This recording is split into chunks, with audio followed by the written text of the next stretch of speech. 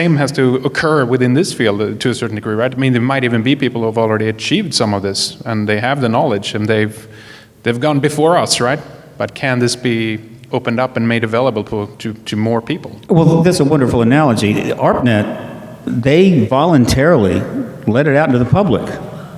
Now, there's a lot of politicians, old fogey politicians, that regret that now, because most of the politicians were of a age and a generation, they had no idea what the internet was, didn't know how to use an email, and that thing just got out the door. The government let it out the door, and now it has come back around to basically bite them in the ass, big time.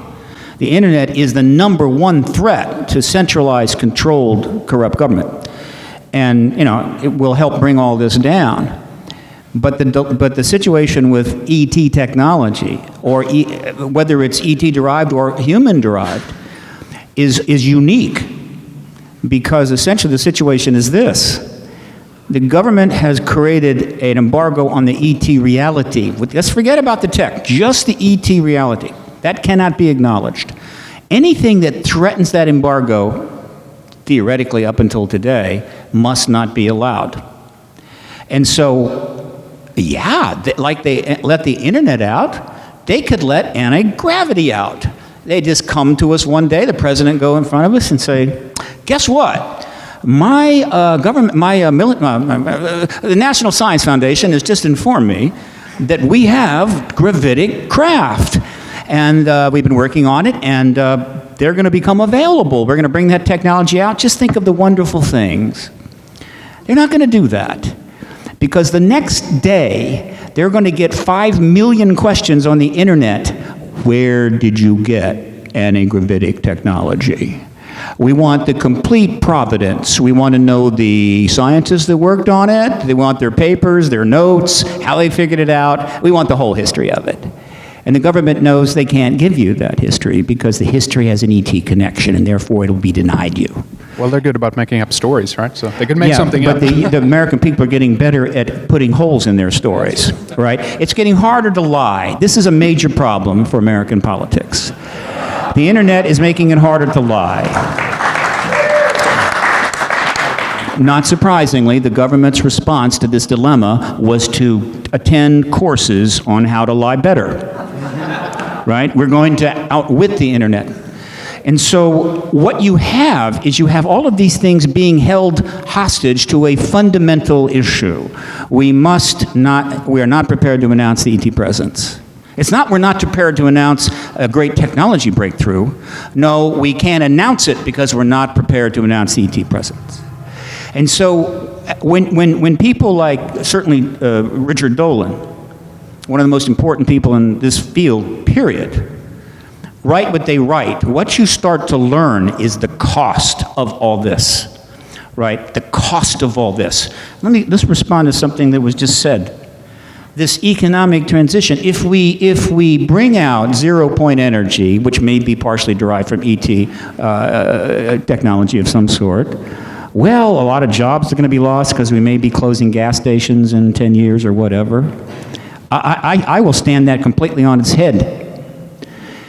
If you could, in a reasonable length of time, say within 2 years after disclosure, start installing major energy generators working off of 0 point, producing electricity initially on a high level, factories, cities, and everything else, at 1 cent on the dollar, meaning your electrons are coming for 1 cent instead of $1, the impact on the economy would be astronomical, because you would have lowered the cost of business in a huge range of areas. Most importantly, you would lower the cost of development projects in business. Whereas you've got 1,000 business plans that won't work, drop the energy price by 95%, they all work. Suddenly, millions of people are being put back to work doing things they can now afford to do.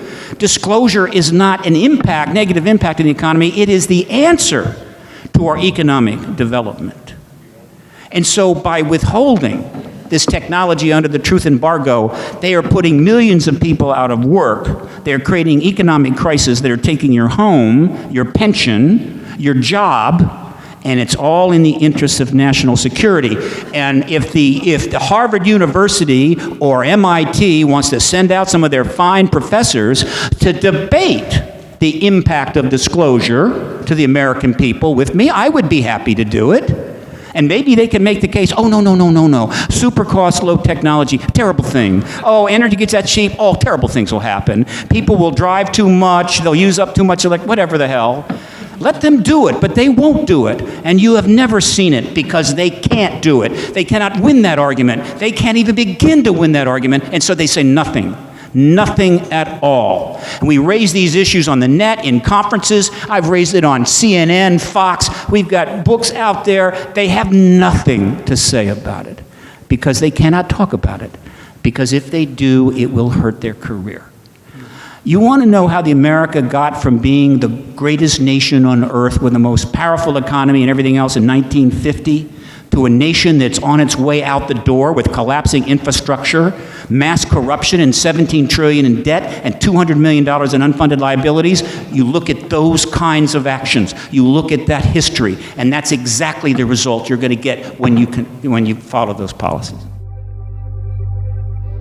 All reports look good from here in the blockhouse at this time. All aspects of the mission go, T-minus 30 seconds and counting.